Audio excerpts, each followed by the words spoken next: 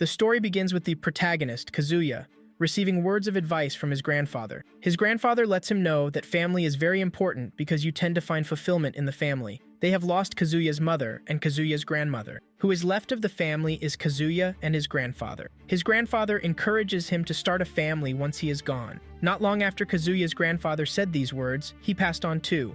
With this, only Kazuya is left in the family. Elsewhere, in the world of fantasy, a kingdom is going through a hard time. They decide that the only solution they have is to summon a hero that would help them. They prepare everything they need to carry out the summoning ritual. Kazuya is in the library studying when a portal opens and transports him to the world of fantasy. He finds himself staring at some priests who could not believe that the summoning ritual actually worked. Kazuya is taken to the king.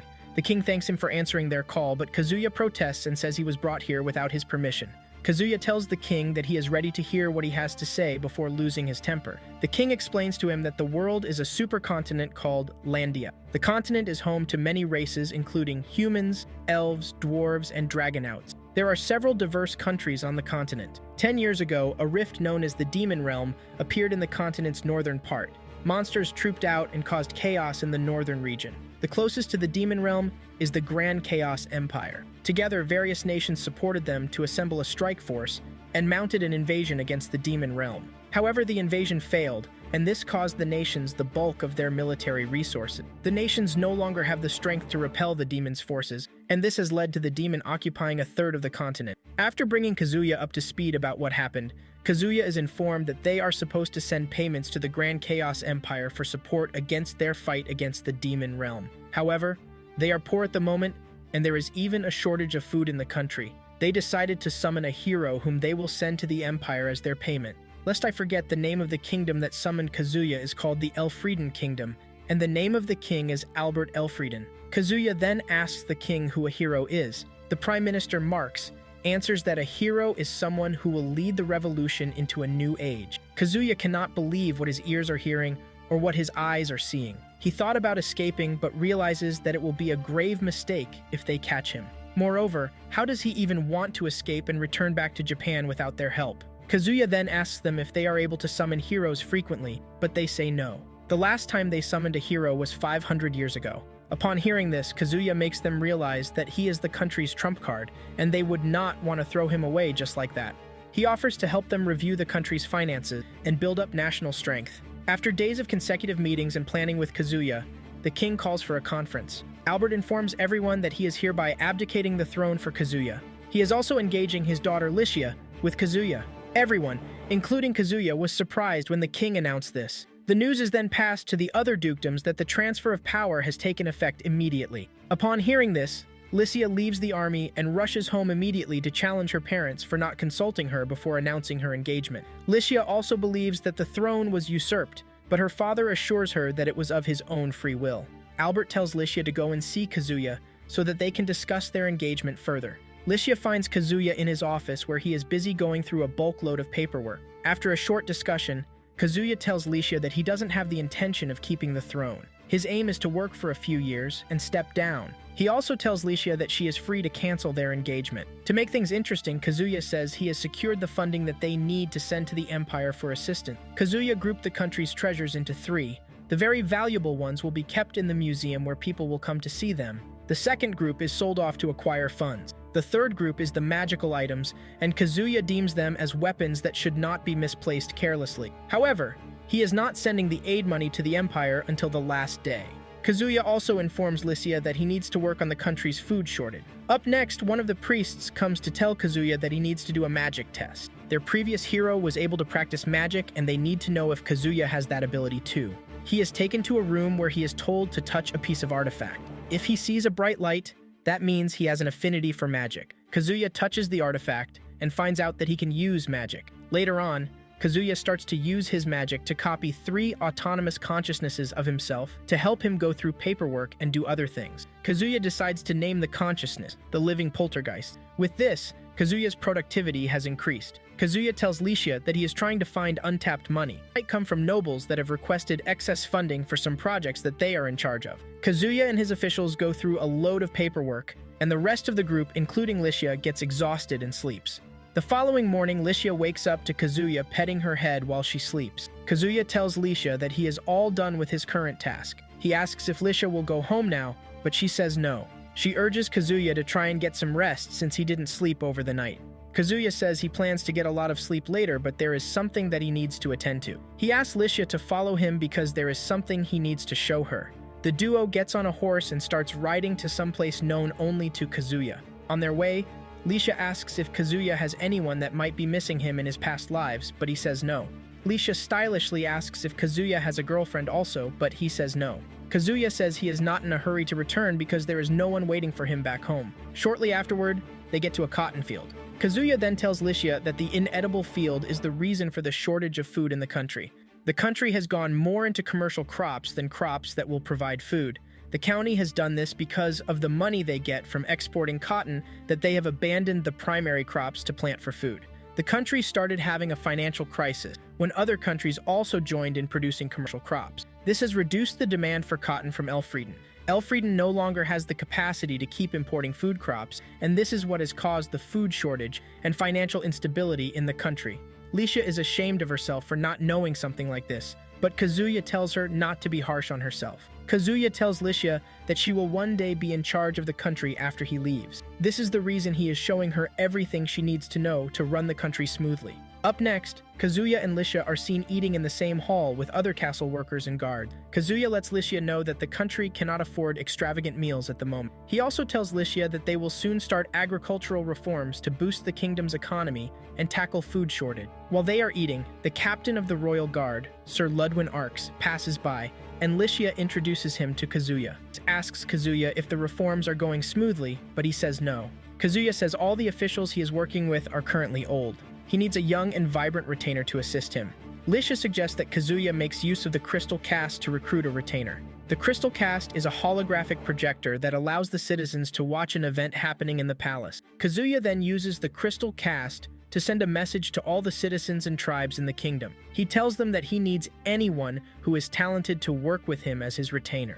He urges them not to think any of their talents are useless. After hearing this, some of the citizens prepare themselves to go to the capital and show the king what they are capable. Later on, it is revealed that the people of the fantasy world do not understand Japanese, but Kazuya understands their language because he has the knowledge imbibed in him during the summoning ritual. Up next, Licia is reminiscing in her room about everything Kazuya told her. She is troubled that Kazuya is willing to end the engagement if she agrees to it. Kazuya also has a plan to return to Japan once he is done.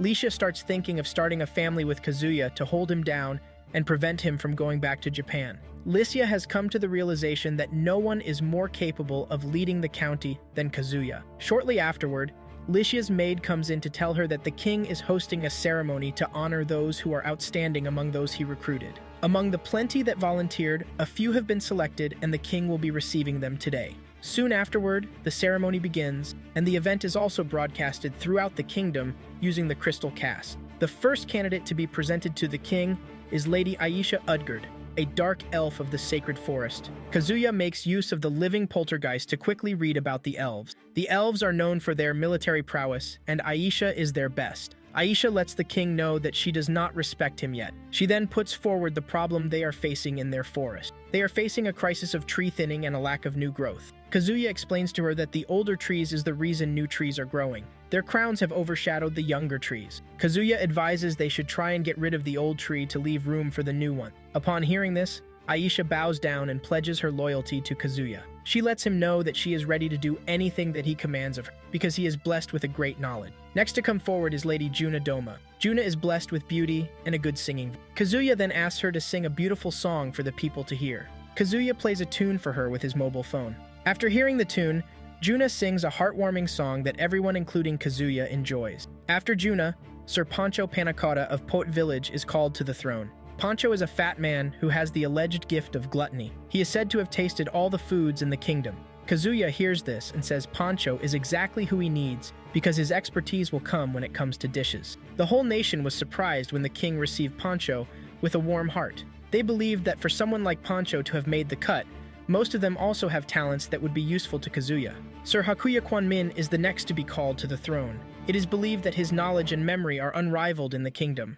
Kazuya asks Hakuya what genre of books he reads, and he says there is no preference for him. The king offers him the job of being a librarian in the castle library, but Hakuya humbly rejects the offer. Hakuya says he would like to use knowledge to help the king. He wants to be his retainer. Hakuya says he has judged Kazuya's wisdom and realized that he is a worthy ruler. His decision to take Pancho in is a sign that he doesn't discriminate. Hakuya points out that Pancho might not be useful for the king at the moment, but he intentionally took him under his wings in case there is a need for him in the future. With this, Kazuya tells Hakuya to pay a visit to his chambers later. It is revealed that Hakuya would later go on to be Kazuya's prime minister. He will be termed the Prime Minister in Black. Finally, Lady Tomoe Inui of the Mystic Wolves is called upon. She has the ability to understand beasts and animals. The animals also understand her too. Kazuya learns that there are no mystic wolves living in the kingdom, and there is a possibility that she is a refugee. The king says he's willing to keep to his promise of hearing everything that the candidates have to offer. Tomo then calls the king closer and says something in his ear.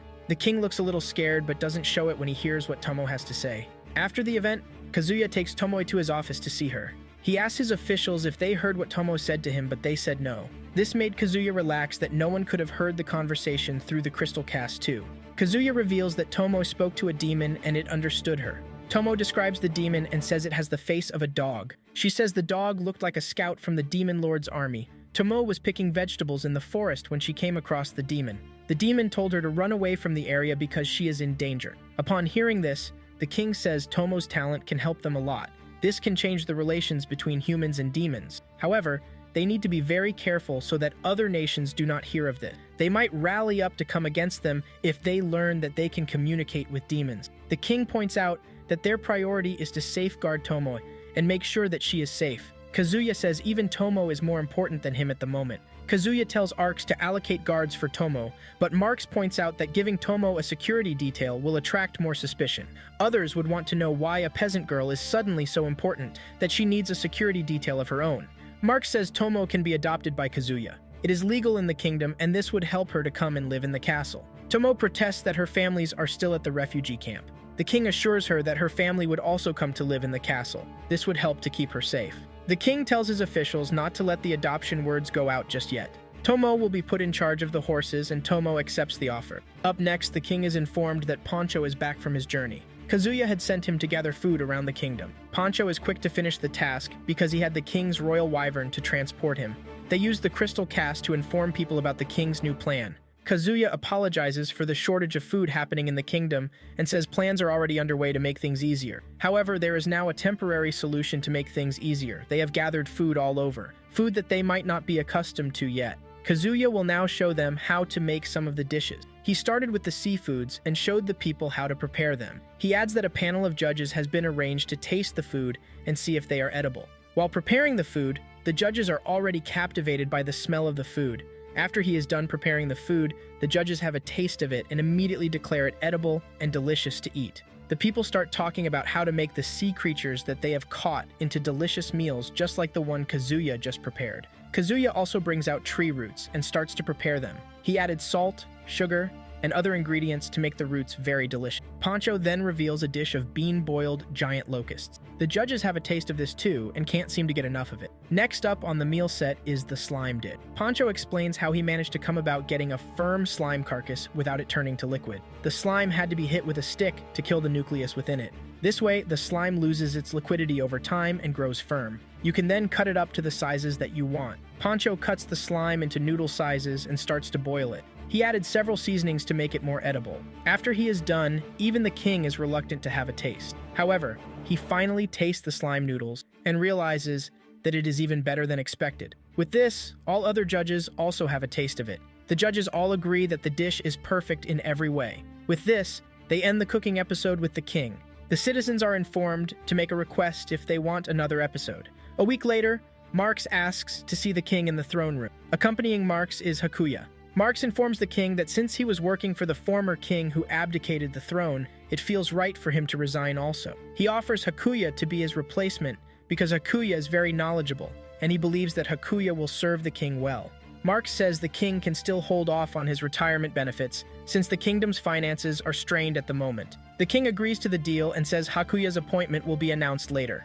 Now that Hakuya is set to be the next prime minister, he suggests that Kazuya take some time off. Kazuya already looks exhausted already, and some time off will benefit him. Kazuya refuses and says there are still loads of things to attend to concerning the kingdom's affairs. Hakuya then suggests that Kazuya take the day off. He can go on a date with Licia and increase the bond together. Hakuya says the king should Aisha follow them to provide security for them. Kazuya finally agrees to this and says he can still cope with just a day. After the meeting, Kazuya finds Licia and Aisha having a training session. The duo turns out to be formidable warriors, and with the fighting skills he is witnessing, he fears that the duo will destroy the castle if they continue. He quickly announces his presence and stops the duo from continuing their training session. He reveals his intention to go on a date with Licia and Aisha being their escort. Kazuya tells the duo that they need to go out under different identities because he doesn't want the people to know who is in their midst. Moments later, the trio comes out dressed like military academy students. This will help them conceal their identities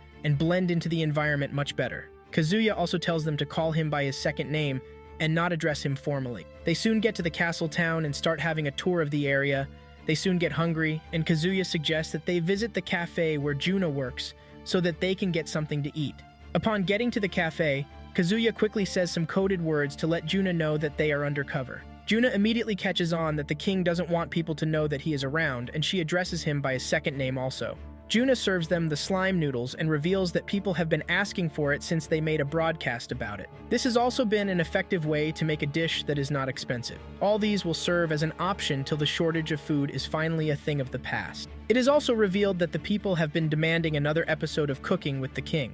While the trio is talking about the affairs of the kingdom, Licia points out that there is nothing wrong for Kazuya to marry more than one wife. She says she can tolerate a maximum of 8 wives. Turns out that 8 days make a week in the fantasy world, as long as she can have Kazuya for herself once a week. She then reveals that her mother was the daughter of the previous king. Her father became the king when he married her mother. Her father decided not to marry another wife in a bid to honor her mother. Kazuya is surprised that Albert abdicated the throne even though he only married into the royal family. Licia lets Kazuya know that Albert wouldn't have done that if he didn't have her mother's approval also.